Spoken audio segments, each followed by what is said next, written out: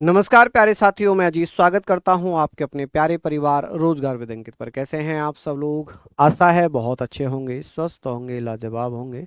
तो जल्दी से लाइव आ जाइए, जुड़ जाइए मेरे साथ। हम लोग यहां पर चर्चा कर रहे हैं एक शानदार सेशन की, जिसमें हम लोग यहां पर बात कर रहे थे मूल अधिकार।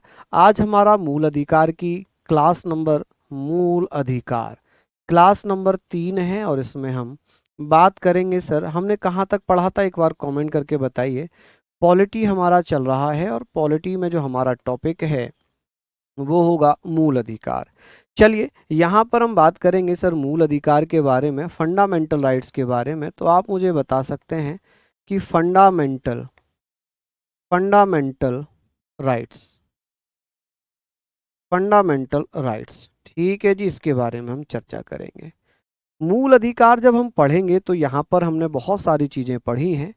फंडामेंटल राइट्स जब हम पढ़ रहे हैं, मूल अधिकार जब हम पढ़ रहे हैं, तो इसमें हमें ये बातें करनी है। हालांकि क्लास तो हमारी इसमें तीसरी है ये आज, है ना। मूल अधिकारों की क्लास नंबर कौन सी है? तीसरी।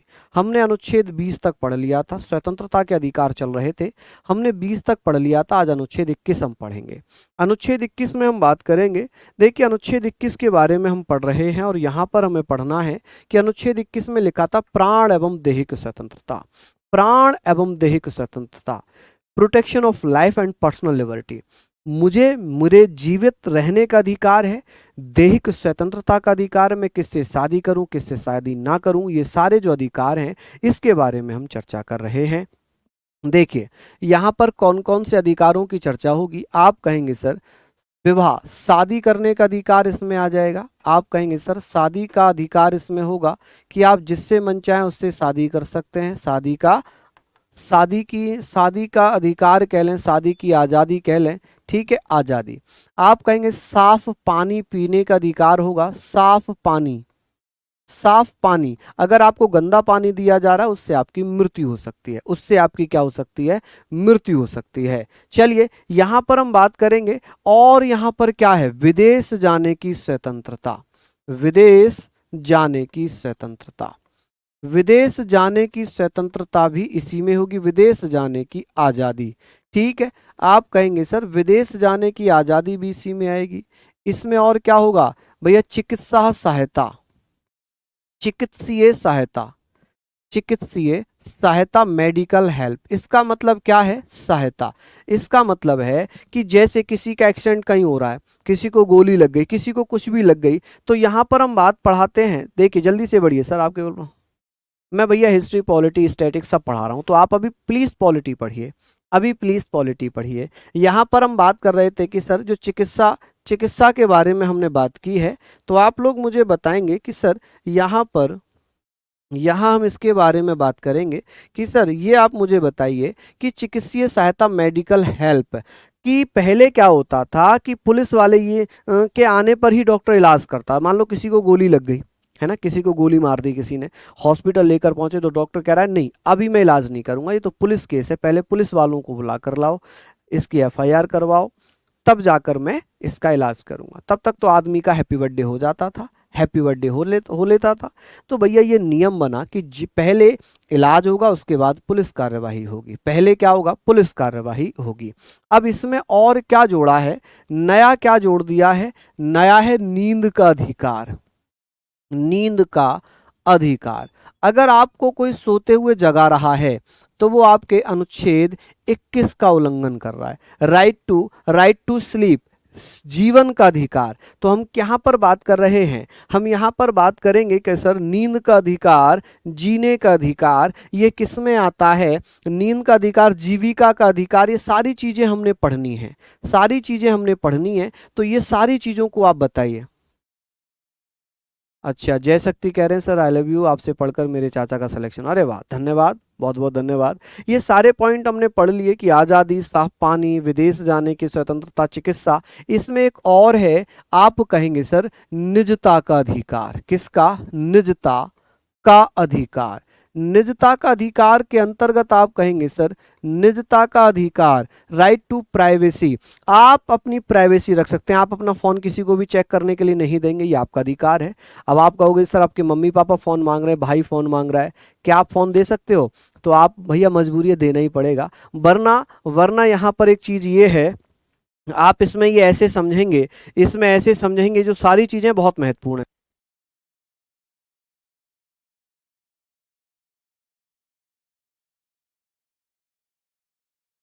चलिए, ये सारे पॉइंट हमने यहाँ पर पढ़ लिए, किसी को कोई दिक्कत वाली बात तो नहीं है। हमने पढ़ा ये सारी चीजें आप मुझे बताइए। हमने पढ़ लिया कि नींद का अधिकार क्या है, नींद का अधिकार क्या है, निजता का अधिकार क्या है, शादी का अधिकार क्या है, साफ पानी पीने का अधिकार है, विदेश जाने की स्वतंत्रता, ये सब किस में आते हैं? अनुच्छेद 21 में आते हैं। अब यहाँ पर बात ये आ जाएगी सर, अनुच्छेद 21A ये कब जोड़ा? ये मूल संविधान में तो था नहीं, इसे कब जोड़ा गया? इसे 86वें कॉन्स्टिट्यूशनल अमेंडमेंट एक्ट 2002 के द्वारा जोड़ा गया। 2002 के द्वारा अनुच्छेद 21 जोड़ा गया, ये पहले नहीं था, इसे बाद में शामिल किया गया है, इसे बाद में शामिल किया गया है। ठीक है जी। Right to education, right to education शिक्षा का अधिकार। अच्छा, ये कानून कब बना? इसे कानून जोड़ा गया, ये तो जोड़ने की बात होगी, जोड़ा गया, लेकिन ये कानून कब बनाया गया? इसे अधिनियमित कब किया गया? इसे आपसे पूछा जाएगा अधिनियमित कब किया गया? अधिनियमित, अधिनियमित कब किया गया है? तो आप कहेंगे सर इसे 2009 में, 2009 में। इसे लागू कब किया गया? कि सर इसे लागू कब किया गया है? आप कहेंगे सर इसे लागू किया है 1 अप्रैल 2010 में। जो शिक्षा का अधिकार है इसे लागू कब किया गया? 1 अप्रैल 2010 में। इसमें क्या दिया है? इसमें दिया हुआ है कि 6 साल से लेकर जो 14 साल के बच्चे होंगे, 6 साल से 14 साल के बच्चों को, किसको भैया? बच्चों को निःशुल्क व अनिवार्य शिक्षा दी जाएगी, निःशुल्क व अनिवार्य शिक्षा। आप कहेंगे सर अनिवार्य शिक्षा, ठीक है जी, अनिवार्य शिक्षा। तो यहां पर आप कहेंगे सर निःशुल्क व अनिवार्य शिक्षा। ठीक है, ये उनका अधिकार है, ये उनका अधिकार है कि सर जो बच्चे ऐसे हैं जो 6 साल से 14 साल तक हैं, उन्हें 6 वर्ष से 14 साल के बच्चों को निःशुल्क व अनिवार्य शिक्षा, ठीक है, free and compulsory education provide कराई जाएगी, ये उनका मूल अधिकार है। और ऐसी व्यवस्था किसमें है? 86वें संविधान संशोधन अधिनियम 2002 के द्वारा एक आर्टिकल जोड़ा गया था 21A। कौन सा? 21A जोड़ा गया कि सर जो शिक्षा का अधिकार है इसे कानून कब बनाया गया? 2009 में। इसे लागू कब किया गया? 2010 में। कब लागू कर दिया? 2010 में। ठीक है, चलिए बहुत बढ़िया। हम यहां पर बात करेंगे, चलिए यहां तक हमने पढ़ लिया, ये सारे पॉइंट हमने अच्छे से पढ़ लिए। अब बात आती है जी अनुच्छेद 22 में क्या लिखा है। अनुच्छेद 22 कहता है कि गिरफ्तारी एवं निरोध से संरक्षण, protection against arrest and detention in certain cases. कि सर अगर आपको गिरफ्तार किया गया है तो क्यों गिरफ्तार किया गया है, क्या कारण है, क्यों गिरफ्तार किया गया है, इसका कारण क्या है? कि भैया आप कारण पूछ सकते हैं, आप अपना पसंद का वकील चुनने का अधिकार रखते हैं, आपको 24 घंटे के अंदर मजिस्ट्रेट के समक्ष पेश किया जाएगा। जो 15 साल से कम आयु के बच्चे होंगे, महिलाएं होंगी, उन्हें भैया थाने में पूछताछ के लिए नहीं बुलाया जाएगा। ठीक है, थाने में पूछताछ के लिए नहीं बुलाया जाएगा। समझ रहे हैं आप मेरी बात? तो यहां पर हमने पढ़ लिया कि सर आप कारण पूछ सकते हैं, कारण कि क्या कारण है। ठीक है, आपको रीजन पूछने का अधिकार है कि आपको क्यों गिरफ्तार किया गया है, क्या कारण है। ठीक है, अगर आपको गिरफ्तार किया गया है तो 24 घंटे के अंदर अंदर 24 आवर्स, आप कहेंगे सर 24 आवर्स, 24 घंटे के अंदर मैजिस्ट्रेट के समक्ष पेश किया जाएगा। किसके समक्ष पेश किया जाएगा? Magistrate, magistrate. ठीक है जी, यहां पर आप कहेंगे सर मैजिस्ट्रेट के समक्ष पेश किया जाए। ठीक है जी, मजिस्ट्रेट के समक्ष पेश किया जाए। और यहां पर क्या लिखा है कि आपको अपनी पसंद का वकील करने का अधिकार होगा। अपनी पसंद, जो आपकी पसंद का वकील होगा, अपनी पसंद का वकील हायर करने का अधिकार होगा कि आप अपनी पसंद का वकील एडवोकेट कर सकते हैं। क्या कर सकते हैं? एडवोकेट। आप कहेंगे सर एडवोकेट, हाँ एडवोकेट भैया ले सकते हैं। ठीक है जी, ये सारे पॉइंट हमारे यहाँ पर हो गए। फटाफट से आप इसको लिख लीजिए। चलिए बहुत बढ़िया, सिंपल है। ठीक है जी,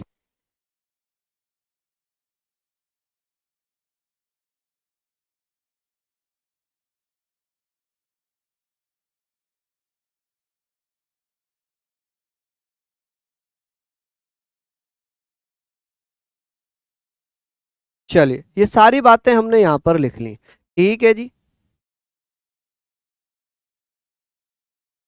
चलिए बताइए। बहुत बढ़िया, हमने ये पॉइंट पढ़ लिए, सारी चीजों को हमने इसमें लिख लिया। फटाफट से आप लिख लीजिए।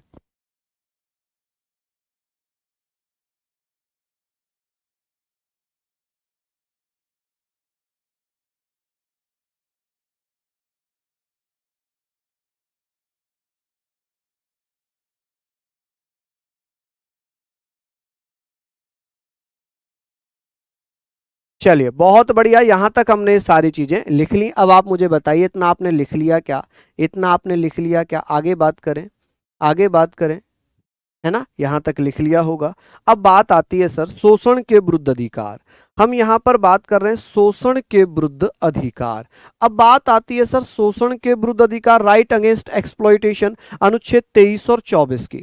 अनुच्छेद 23 और 24 में लिखा शोषण के विरुद्ध अधिकार यानी कि मानव दुर्व्यापार। अनुच्छेद 23 में लिखा है मानव दुर्व्यापार एवं बलात् श्रम का प्रतिषेध, prohibition of human trafficking and force labour. अब ये क्या कहता है? ये कहता है, यहां पर क्या लिखा हुआ है आप मुझे बताइए जी, इसमें क्या लिखा हुआ है? इसमें लिखा हुआ है कि जो मानव है, मनुष्य, महिला, बच्चों, इनको बेचना अनुच्छेद 23 का उल्लंघन है। क्योंकि मानवों को, मनुष्यों को, महिलाओं को, बच्चों को बेचना दंडनीय अपराध है। ठीक है, आप बेच नहीं सकते। बलात् श्रम, जबरदस्ती किसी से काम करवाना, फोर्स लेबर, जबरदस्ती काम करवाना। क्या करवाना जी? काम करवाना। अब जैसे इसमें जो बलात् श्रम है, जो फोर्स लेबर है, इसमें क्या होगा? जैसे कौन कौन से शब्द आते हैं? बेगारी, बेगारी, ठीक है, बेगारी आता है, एवं बधुआ मजदूरी। कौन सा आता है? बधुआ मजदूरी। आप कहेंगे सर बधुआ मजदूरी। चलिए बधुआ मजदूरी लिख लेंगे आप, मजदूरी। तो आप यहां तक पढ़ेंगे कि बेगारी एवं बधुआ मजदूरी, कि sir prohibition of human trafficking and force labour, मानव दुर्व्यापार एवं बलात् श्रम का प्रतिषेध। इसमें हम क्या पढ़ेंगे? इसमें हम पढ़ेंगे कि सर जैसे बेगार क्या होता है, बेगारी क्या होती है? बेगारी का मतलब होता है बिना पैसों के काम करना। जैसे मान लो, जैसे हम यहां पर बात करेंगे, जैसे हम बात कर रहे हैं कि एक भैया हैं, कोई भी मैं एक नाम ले रहा हूं, जर्नली जर्नली में एक नाम ले रहा हूं, जैसे अंकुल हैं। ठीक है, ये कौन है? इनका नाम अंकुल नहीं है। चलो मैं जैसे मान रहा हूं कि राहुल है। राहुल की अगर मैं बात कर रहा हूं, राहुल जो है, राहुल पढ़ रहे हैं, अभी क्लास ले रहे हैं। राहुल की मम्मी ने कहा कि बेटा आलू खत्म हो गए, जा बाजार से आलू ले आ, पास में बाजार है, दुकान है, जा आलू आलू ले आ। राहुल कह रहे मम्मी मुझे पढ़ने दो ना, मैं पढ़ रहा हूं, मुझे क्यों डिस्टर्ब कर रही हैं आप? मैं पढ़ रहा हूं, आप जाके खुद ले आइए, मैं पढ़ रहा हूं, मैं पढ़ाई कर रहा हूं, मेरी क्लास चल रही है। ठीक है, राहुल की मम्मी भी समझ गई, राहुल की मम्मी भी समझ गई, चलो ठीक है भाई, राहुल पढ़ रहा है, पढ़ने दो, है ना। लेकिन पड़ोस वाली आंटी ने कहा कि बेटा राहुल जरा दूध का पैकेट ले आना, दूध का पैकेट ले आना, रेखा को चाय पीनी है। अब भाई राहुल रेखा को पसंद कर रहे हैं, इम्प्रेस करना चाह रहे हैं, तो राहुल ने कहा अरे आंटी बिल्कुल अभी लेके आया, अभी लेके आया, फटाक से लेके आया। राहुल गए बाजार से दूध ले आए और लाकर दे दिया आंटी को। मम्मी ने देख लिया। मम्मी क्या माँ कहती हैं? मम्मी कहती हैं दूसरों की बेगारी करते रहो, अपना काम मत करो। दूसरों की बेगारी में लगे रहो, दूसरों की बेगारी में लगे रहो, अपना काम मत करना। किस किस ने ये ताने सुने हैं? मुझे लग रहा है लगभग सभी ने ये ताने सुने होंगे, सभी ने ये ताने सुने होंगे कि दूसरों की बेगारी में लगे रहो, अपना काम मत करना। तो बेगारी का मतलब होता है बिना पैसे के किसी का काम करना, या बिना पैसे के काम करवाना, वो होती है बेगारी। कि भाई मुझसे तो बेगारी करा ली उन्होंने, मुझे रुपए ही नहीं दिए मेरी सैलरी के, है ना। ऐसी चीजें होती हैं आप लोगों ने, है ना, सबने ये सुना होगा, सबने ये सारी चीजें सुनी होंगी, और हर मम्मी ने ये ताना जरूर मारा होगा कि दूसरों की बेगारी में लगे रहो, अपने काम मत करो। तो ये बातें हो गई यहाँ। बधुआ मजदूरी का मतलब है, बधुआ मजदूरी का मतलब है कि भैया बधुआ मजदूरी में क्या है कि साहब, बधुआ मजदूरी ये कहती है कि जबरदस्ती घर पर रखकर काम करवाना, जबरदस्ती घर पर काम करवाना, क्या करवाना जी, काम करवाना, ठीक है।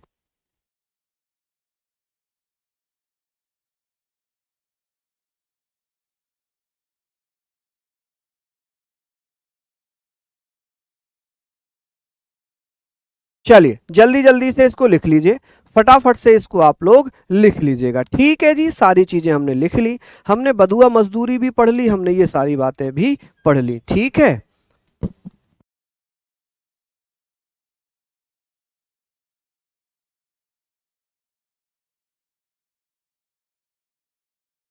चलिए बहुत बढ़िया, यहां पर हमने सारी चीजें पढ़ ली, ठीक है जी।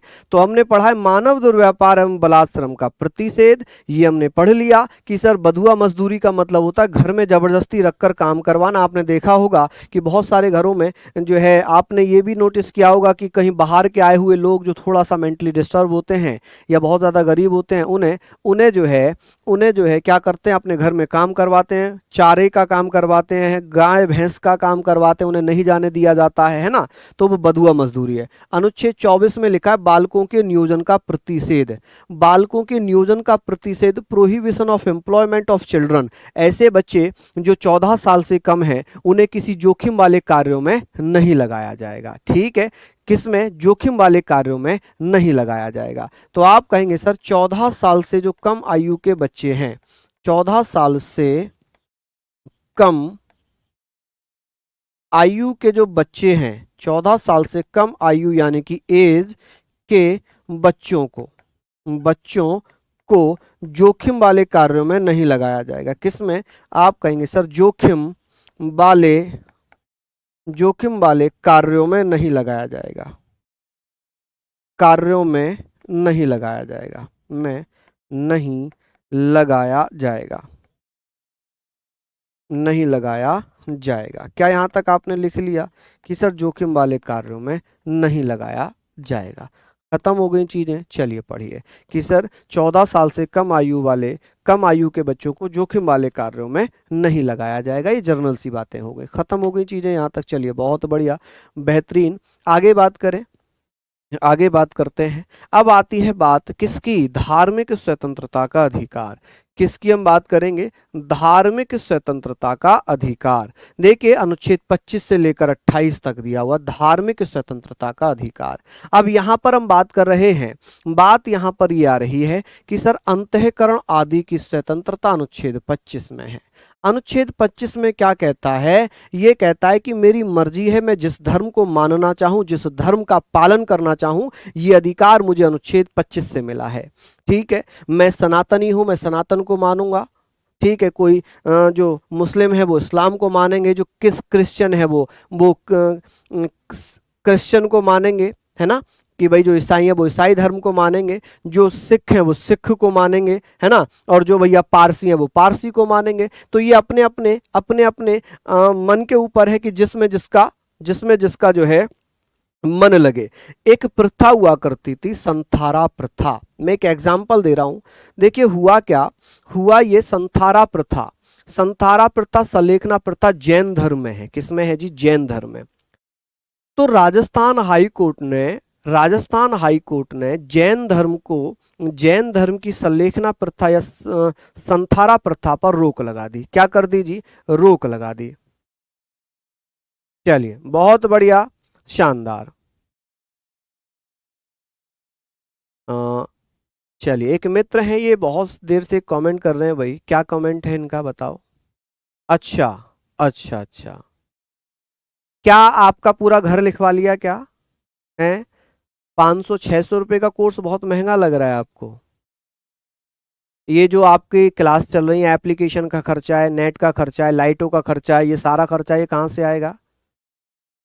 कैसी बात कर रहे हैं आप दोस्त, कैसी बात कर रहे हैं आप माय डियर हैं? जब आप 10-10 15-15 हज़ार रुपए देते हैं और 6 महीने में भी, 3 महीने में वो कोर्स खत्म करके घर भेज देते हैं, तो वो आपको महंगा नहीं लगता?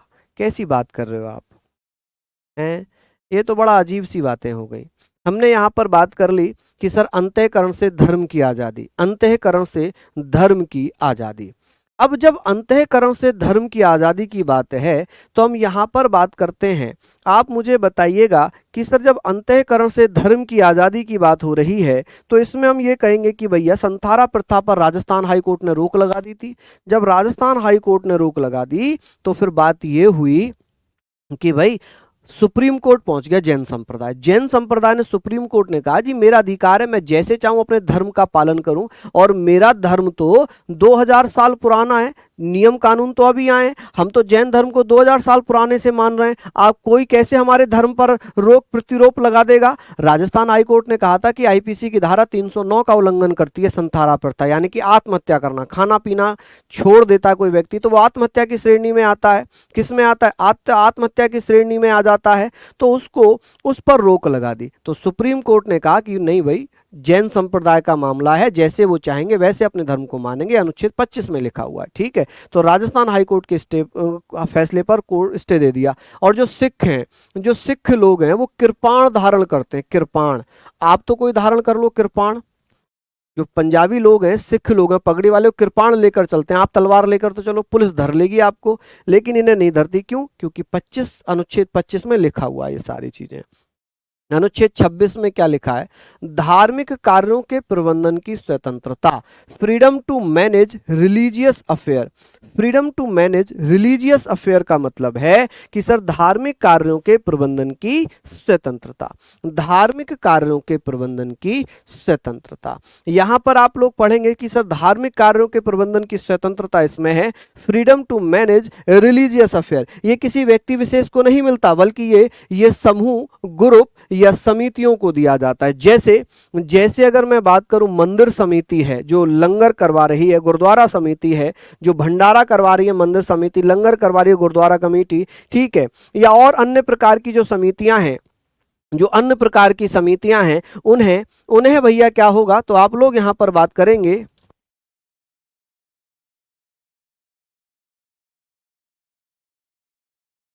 चलिए, हमने ये सारी बातें पढ़ ली, हमने सारी चीजें यहाँ पर पढ़ ली। हम ये बताएंगे कि सर ये आप मुझे बताइए कि अंतःकरण आदि की स्वतंत्रता। अब बच्चों मुझसे आप फोन का, फोटो का, साइन का पूछो, मैं चलती क्लास में कैसे बताऊंगा? मैं चलती क्लास में कैसे बताऊंगा? अंकित सर ने वीडियो बनाई है, आप भैया क्यों मेहनत नहीं करते, ये बताओ आप। मेरी बात थोड़ी सी आपको बुरी लग सकती है, थोड़ी सी बुरी लग सकती है। मैं ये कह रहा हूं कि जब अंकित सर ने प्रॉपर वीडियो बनाई है, शिवम गुप्ता सर ने बताया फॉर्म कैसे भरना चाहिए, तो आप उन वीडियोस को क्यों नहीं देखते? मैं चलती हुई क्लास में कैसे बता सकता हूं कि साइन कैसे करो, फोटो कैसे लगाओ, साइन छोटे करो, बड़े करो? एक बार फोटो देख लो, एक बार वीडियो देख लो, 10-15 मिनट की वीडियो है, लेकिन वो आपके बहुत फायदे की है, बहुत फायदे की वीडियो है। चलिए, बहुत बढ़िया, शानदार, लाजवाब। तो ये सारी चीजें हम यहाँ पर पढ़ रहे हैं, सारी चीजें हम यहाँ पर पढ़ रहे हैं, तो इनको आप लोग पढ़िएगा। हमने पढ़ा कि सर धार्मिक कार्यों के प्रबंधन की स्वतंत्रता, किसकी? धार्मिक कार्यों के प्रबंधन की स्वतंत्रता। चलिए, बहुत बढ़िया, धार्मिक कार्यों के प्रबंधन की स्वतंत्रता है, freedom to manage religious affair, धार्मिक अभिवृद्धि हेतु करों से मुक्ति। अब इसमें क्या होगा, ये तो हमने पढ़ लिया, किसी व्यक्ति विशेष को नहीं मिलेगा, बल्कि बल्कि संस्थागत, जैसे मंदिर समिति, गुरुद्वारा कमेटी, उनको मिलेगा। धार्मिक अभिवृद्धि हेतु करों से मुक्ति, इसका मतलब है दान किए गए रुपए पर, दान किए गए रुपए पर, रुपए पर पर दान किए गए रुपए पर कोई टैक्स नहीं लिया जाएगा, पर कोई टैक्स नहीं लगेगा, कोई टैक्स नहीं लगेगा, नहीं लगेगा, लगेगा, ठीक है जी, कोई टैक्स नहीं लगेगा, ठीक है। चलिए, अच्छे से आप पढ़िए। हाँ जी, बहुत बढ़िया, शानदार, लाजवाब। तो सारी चीज़ों को आप लोग यहाँ पर पढ़ते रहेंगे, सारी चीज़ों को आप लोग यहाँ पर पढ़ते रहेंगे। बहुत अच्छे से आप सारी चीज़ें लिख लीजिए जल्दी से, है ना, लिख लीजिए। चलिए जल्दी जल्दी से आप लोग लिख लीजिएगा, किसी को कोई दिक्कत वाली बात नहीं है ना। अब आप बताइए कि ये सारी चीज़ें तो आपने नोट डाउन कर ली होंगी, है ना, यहाँ तक तो आपने पढ़ ही लिया होगा। चलिए बहुत बढ़िया, लिख लीजिए, फिर मत कहना कि आप हमें लिखवा नहीं रहे हैं, टाइम नहीं दे रहे हैं। मैं प्रॉपर टाइम दे रहा हूँ। हालांकि एक दो बच्चे इसमें गुस्सा भी हो सकते हैं कि सर इतना ज़्यादा टाइम मत दीजिए लिखने के लिए, है ना। चलिए फिर भी मैं आप लोगों के लिए कोशिश करूँगा कि अच्छे से आप लोग लिखिए। चलिए बताइए जी, किसी को कोई आपत्ति, किसी को कोई समस्या? चलिए, कोई दिक्कत वाली बात हो तो प्लीज़ मुझे बताएं, है ना। यहाँ तक हमने पढ़ लिया, सारी चीज़ों को हमने पढ़ लिया, खत्म कहानी। चलिए अब बात आती है कि सर अनुच्छेद 28 क्या कहता है, शिक्षण संस्थाओं के बारे में स्वतंत्रता, शिक्षण संस्थाओं के बारे में स्वतंत्रता, फ्रीडम इन एजुकेशनल इंस्टीट्यूट, यानी कि कोई भी शिक्षण संस्थान, कोई भी शिक्षण संस्थान जिसे राज्य द्वारा पैसा दिया जाता है, जिसे राज्य सरकार राज्य सरकार द्वारा संचालित किया जाता है। संचालित का मतलब है जिसके संचालित, आप कहेंगे सर जिनको सैलरी वगैरह संचालित किसके, राज्य सरकार द्वारा किया जाता है, संचालित किया जाता है, किया जाता है, में किसी विशेष धर्म की शिक्षा नहीं दी जाएगी, में किसी विशेष धर्म की शिक्षा नहीं दी जाएगी, विशेष धर्म की शिक्षा नहीं दी जाएगी, की शिक्षा नहीं दी जाएगी। आप कहेंगे शिक्षा नहीं दी जाएगी, दी जाएगी, ठीक है भैया, नहीं दी जाएगी। देखिए यही कारण है कि उत्तर प्रदेश में लगभग 1500 मदरसे बंद कर दिए। कितने? 1500 मदरसे बंद कर दिए। चलिए यहाँ पर हमने बातें कर ली कि सर शिक्षण संस्थाओं के बारे में जिसे राज्य सरकार द्वारा संचालित किया जाता है, जिस टीचर को, अध्यापक को सैलरी राज्य सरकार से मिलती है, राज्य सरकार के द्वारा जो पैसा दिया जाता है उससे शिक्षण संस्थान चलते हैं, स्कूल वगैरह। जैसे मदरसों में केवल उर्दू या इस्लामिक शिक्षा दी जाती थी, 15 मदरसे उत्तर प्रदेश में बंद किए गए, 1500 मदरसे, ठीक है। जहां पर विज्ञान, अंग्रेजी, गणित सभी चीजें पढ़ाई जा रही हैं, वो कंटिन्यू चल रहे हैं, वो कंटिन्यू चल रहे हैं, ठीक है। चलिए अच्छी बातें हैं, यहां पर हमने सारी चीजें लिख ली। नेक्स्ट है कि भैया शिक्षा संबंधी अधिकार 29-30 में है। शिक्षा संस्कृति संबंधित अधिकार किस में है? 29-30 में दिए हुए हैं। यहां पर हम बात करेंगे। चलिए ये बताइए मुझे फटाफट से, आप मुझे बताइए कि साहब यहाँ पर हमने पढ़ लिया संस्कृति और शिक्षा संबंधी अधिकार कि अनुच्छेद 29 क्या कहता है, अल्पसंख्यक वर्गों के हितों का संरक्षण, अल्पसंख्यक वर्गों के हितों का संरक्षण। जो अल्पसंख्यक हैं, जो माइनॉरिटीज हैं, उन्हें अपनी भाषा, संस्कृति, लिपि को सुरक्षित रखने का अधिकार है, उन्हें संरक्षित करने का अधिकार है। चलिए बहुत बढ़िया, बहुत शानदार, जल्दी जल्दी से बताइए। यहां पर हम बात करेंगे, सारे पॉइंट हमने लिख लिए हैं, यहां पर हमने लिख लिए हैं, तो आप मुझे बताएंगे कि सर भाषा, जल्दी से बताइए, भाषा, लिपि, भाषा, लिपि, संस्कृति, या ऐसे कहेंगे कि सर भाषा को, लिपि को, संस्कृति को सुरक्षित रखने का अधिकार है, ठीक है, संस्कृति को सुरक्षित रखने का अधिकार है। क्या है जी? इन्हें सुरक्षित रखने का अधिकार है। अच्छा ये बताइए माइनॉरिटीज किस आधार पर हो सकते हैं? भारत में माइनॉरिटीज का आधार क्या होगा? कि आप कहेंगे सर माइनॉरिटीज किस आधार पर होंगे, तो इनका बेस होगा भाषाई और धार्मिक। आप कहेंगे सर भाषाई और धार्मिक, भाषाई एवं धार्मिक, ठीक है। धर्म के आधार पर, भाषा के आधार पर माइनॉरिटीज होते हैं। और माइनॉरिटीज भारत में कितने? 6। तो सबसे पहला है मुस्लिम, सबसे बड़ा अल्पसंख्यक समुदाय है मुस्लिम। फिर आते हैं भैया दूसरे नंबर पे हम लिख लेंगे जैन। कौन लिखेंगे? जैन। हम लिखेंगे सिख। क्या लिखेंगे जी? सिख। और हम क्या लिखेंगे? बौद्ध। क्या लिखेंगे? बौद्ध। चलिए हम 5वें नंबर पे लिखेंगे पारसी, ठीक है जी, पारसी। और छठे पर लिखेंगे हम ईसाई, ईसाई। तो भारत में कितने अल्पसंख्यक हैं? आप कहेंगे सर भारत में 6 अल्पसंख्यक हैं। कितने? भारत में 6 अल्पसंख्यक होंगे, ठीक है जी। समझ गए आप लोग? भैया जब मैराथन होंगी, शुभम सरोज जी जब मैराथन होंगी तो फिर मैं एक ही तो इंसान हूं। कल मेरी मैराथन थी, मैंने कल क्लास मैराथन ली थी। अब एक इंसान भैया हर जगह तो एक साथ नहीं हो सकता ना। कल मेरी मैराथन चली थी 3 बजे तक, सुबह 9 बजे से 3 बजे तक मैराथन चल रही थी एप्लीकेशन पर। तो मैं एक जगह पर एक ही बार तो क्लास ले सकता हूं। आप खुद सोच कर देखिए, खुद सोच कर देखिए, ठीक है। चलिए बहुत बढ़िया, यहां तक हमने ये सारी बातें कर ली, ये हमने बातें कर ली। अब बात आती है अनुच्छेद 30 की। अनुच्छेद 30 में क्या लिखा है? इसमें लिखा है शिक्षण संस्थाओं की स्थापना। जो अल्पसंख्यक हैं, जो माइनॉरिटीज हैं, वो अपने स्कूलों की स्थापना कर सकते हैं। वो स्कूलों की स्थापना कर सकते हैं, या भैया स्कूलों की स्थापना के साथ साथ उनका संचालन कर सकते हैं। कि माइनॉरिटीज को अपने अपने स्कूलों की स्थापना करने, उन स्कूलों को संचालित करने का अधिकार दिया गया है, ठीक है। समझ गए ये बातें? तो आपने पढ़ा कि अनुच्छेद 29 में लिखा अल्पसंख्यक वर्गों के हितों का संरक्षण, कि इन्हें अपनी भाषा, लिपि, संस्कृति को सुरक्षित रखने का अधिकार है। माइनॉरिटीज, अल्पसंख्यक दो आधार पर होते हैं, भाषा और धार्मिक आधार पर। भारत में माइनॉरिटीज कितने? 6। कितने? 6 माइनॉरिटीज हैं। एक है मुस्लिम, जैन, सिख, बौद्ध, पारसी और ईसाई। फिर वहीं शिक्षण संस्थानों की स्थापना करने का अधिकार 30 में दिया गया है। अनुच्छेद 32 कहता है संवैधानिक उपचारों का अधिकार। अनुच्छेद 32 में लिखा है संवैधानिक उपचारों का अधिकार। अंबेडकर साहब ने इसे क्या कहा था?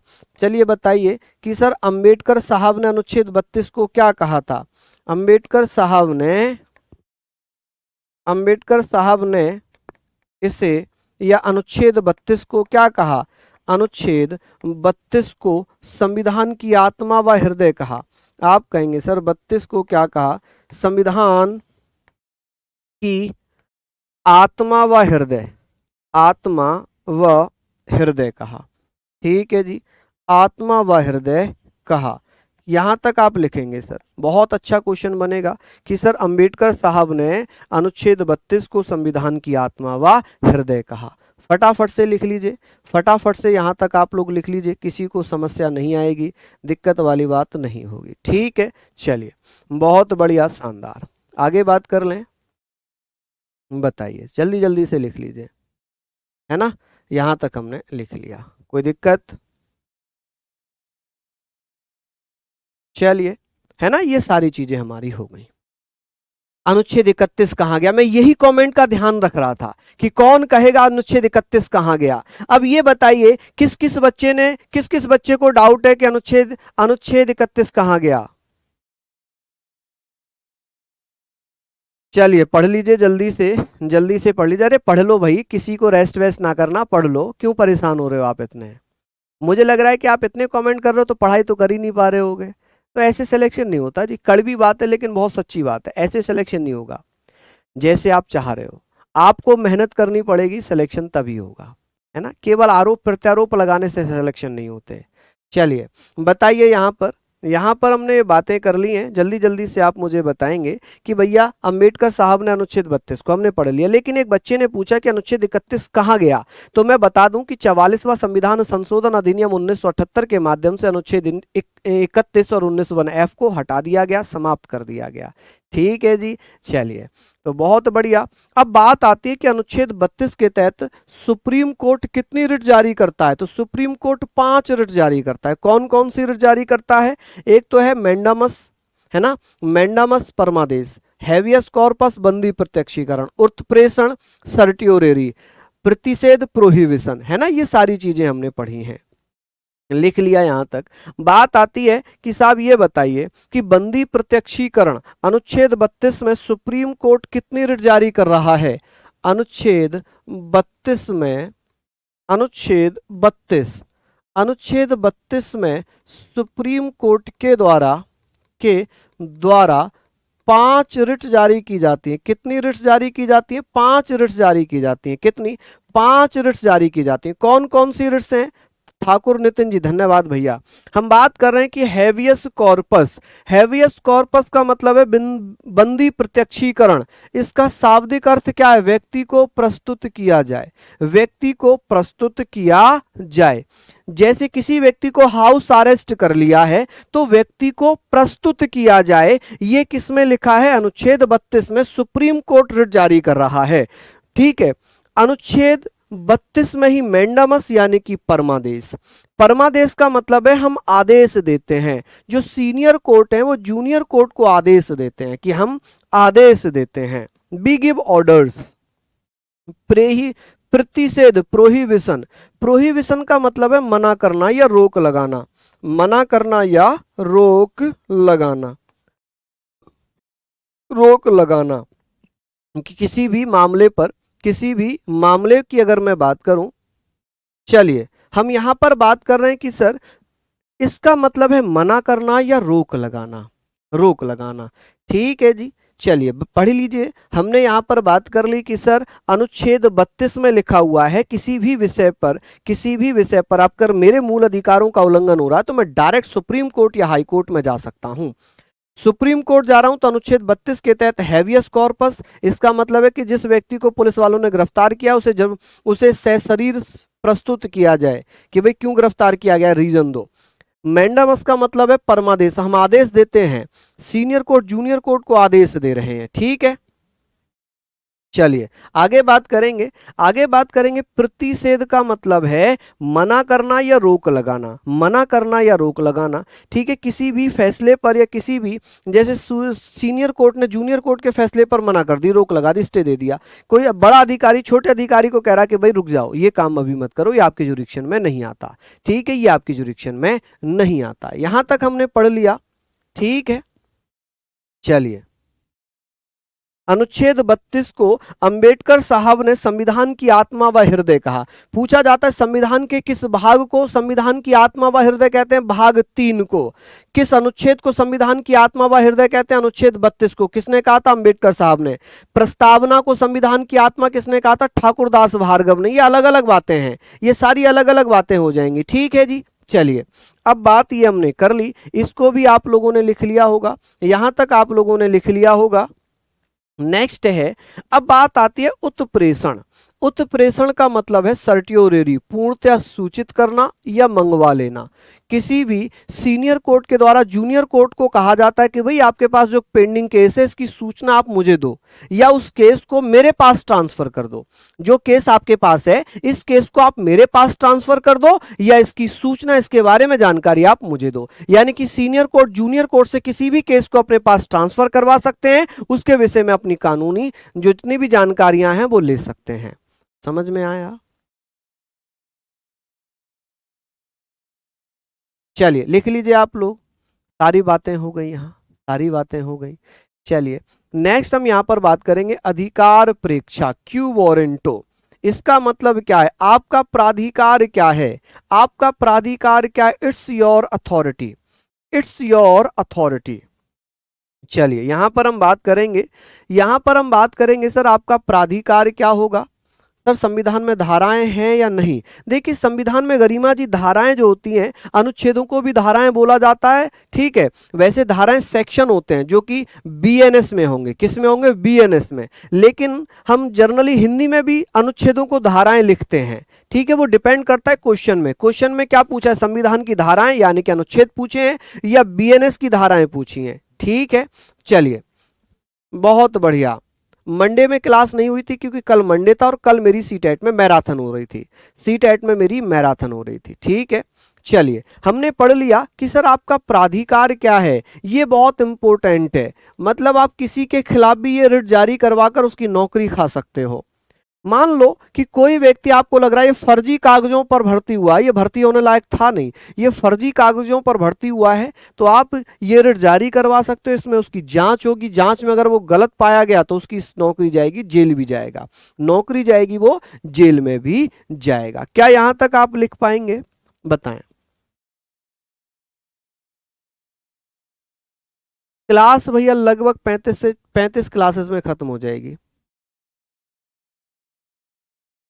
चलिए समझने के लिए दिल लगाना पड़ेगा, क्लास से मेहनत करनी पड़ेगी, ठीक है, जुनून जगाना पड़ेगा अपने आप को। केवल केवल इन चीज़ों से काम नहीं चलेगा कि भैया लिख लिया और बस रख दिया, रिवीजन भी करना पड़ेगा, तभी याद होगा, तभी समझ में आएगा। चलिए जल्दी जल्दी से बता दीजिए। हाँ जी, यदि सही रहा तो कोई बात ही नहीं है। सही का फिर कभी कुछ हो सकता है क्या? जो सही है वो सही है, जो गलत है वो गलत है। चलिए लिख लिया, आगे बढ़े। नेक्स्ट है, अब भाग 3 के अपवाद पढ़ते हैं। हमने अनुच्छेद अनुच्छेद 32 तक पढ़ लिया। अनुच्छेद 33, 34, 35 तीन आर्टिकल हैं जो भाग 3 का उल्लंघन करते हैं। कौन कौन से 3 आर्टिकल हैं जो भाग 3 का उल्लंघन करते हैं? तो आप कहेंगे अनुच्छेद 33, अनुच्छेद 34, अनुच्छेद 35। अनुच्छेद 33 क्या कहता है? ये कहता है कि संविधान के भाग 3 का अपवाद है। इसमें क्या क्या लिखा है? अनुच्छेद 33 में लिखा है, सशस्त्र बलों के सदस्य, लोक व्यवस्था के दायित्वाधीन बलों के सदस्य, सूचना ब्यूरो के सदस्य, member of intelligence bureau, members of the forces responsible for public order, members of the arm forces, इनको कुछ विशेष अधिकार मिले होते हैं। इनको कुछ व्यक्तिगत विशेष अधिकार आर्मी वालों को, अर्धसैनिक बलों को, सारी इनको यहां पर मिला है। ठीक है, समझ रहे हैं कि सर अनुच्छेद 33 कहता है कि संविधान का भाग 3 का अपवाद करता है। 33 में लिखा है कि सशस्त्र बलों को, पब्लिक सेक्टर में लगे हुए, पब्लिक रेस्पॉन्सिबल क्षेत्र में लगे हुए सदस्यों को, अर्धसैनिक बलों को, इंटेलिजेंस ब्यूरो के सदस्यों को, इन्हें कुछ विशेष अधिकार मिल जाते हैं। इन्हें कुछ विशेष अधिकार मिल जाते हैं। ठीक है जी, चलिए सर 65 क्वेश्चन सही हो रहे हैं, बहुत अच्छा, लेकिन थोड़ा सा और बढ़ा लीजिए, थोड़ा सा और बढ़ा लीजिए। ये आपने लिख लिया यहाँ पर। अब बात आती है कि उक्त बलों या ब्यूरो या संगठन हेतु दूर संचार प्रणाली में नियोजित व्यक्तियों के संबंध में कुछ विशेष अधिकार मिले हुए हैं। अनुच्छेद 34 क्या कहता है? अनुच्छेद 34 कहता है कि जब सेना विधि लागू हो, मार्शल लॉ लागू हो, तो वहां पर कुछ अधिकार स्थगित किए जाते हैं, जैसे घूमने का अधिकार। जैसे जहां मार्शल लॉ लगा हुआ है वहां पर आप नहीं जा सकते, वहां पर जाने पर प्रतिबंध लगेगा। आपको एक साथ समूह में जाने पर रोक लगा दी जाएगी कि भाई एक साथ 2 से अधिक व्यक्ति नहीं जा सकते। जैसे हमने पढ़ा है ना कि जो आईपीसी जो 144 लगती थी, धारा 144, कि भाई एक साथ एक समूह में नहीं घूम सकते हैं, तो वो सारी चीजें आ जाती हैं। तो हमने पढ़ लिया कि जब सेना विधि लागू होती है तो वहां पर कुछ अधिकारों को स्थगित किया जाता है। क्या किया जाता है? स्थगित किया जाता है। समझ रहे हैं आप मेरी बातें ये? चलिए, तो ये हमने पढ़ लिया। क्या मैंने एमसीक्यू कराए नहीं है आपको? कराए तो हैं, लेकिन भैया एक एक दो दो चैप्टर के बाद ही तो कराऊंगा, एक एक दो दो चैप्टर के बाद ही तो कराऊंगा।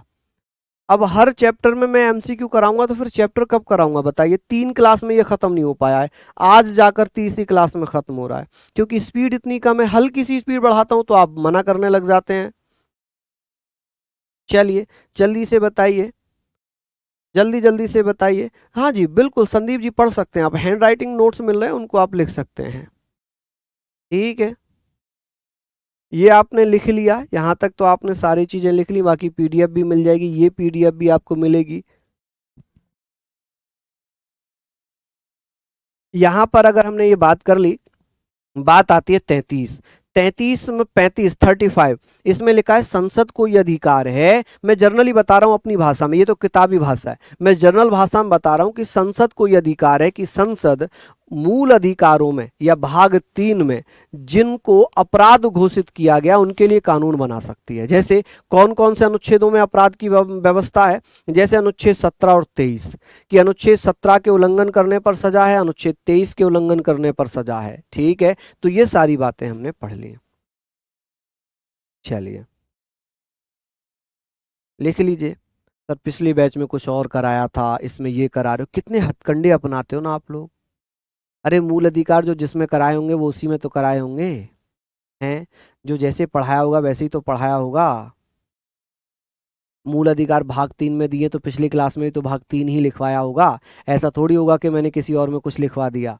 चलिए लिखिए अच्छे से कि सर संसद की विधि बनाने की शक्ति के अंतर्गत संसद से अपेक्षा की गई है, मतलब ये उम्मीद की गई है कि वह उन कार्यों के लिए जिन्हें भाग 3 के अंतर्गत अपराध घोषित किया गया है, जैसे अनुच्छेद 17 और 23 दंड विहित करने के लिए विधि बनाएगी। अनुच्छेद 35 में ये कहा गया है नहीं, जितना पढ़ा रहा हूँ उतना ही काफ़ी है, जितना पढ़ा रहा हूँ मैं उतना ही काफ़ी है कि संसद को अधिकार है कि 35 के अनुच्छेद 35 में वो मूल अधिकारों से संबंधित कानून बना सकती है। ठीक है जी, बना सकती है, समझ गए।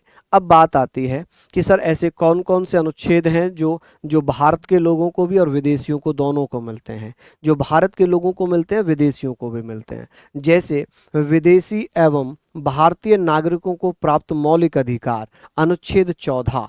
अनुच्छेद 14 जो विदेशियों को भी मिलता है भारत को भी मिलता है। 20 से लेकर 28 तक, 20, 21 ए, 22, 23, 24, 25, 26, 27 और 28। यहाँ पर हमने बातें कर ली, यहाँ पर हमने बातें कर ली। चलिए जल्दी जल्दी से बता दीजिए, फटाफट से बताइए कि विदेशी एवं भारतीयों को प्राप्त मौलिक अधिकार, ये सारी चीजें हमने पढ़ ली।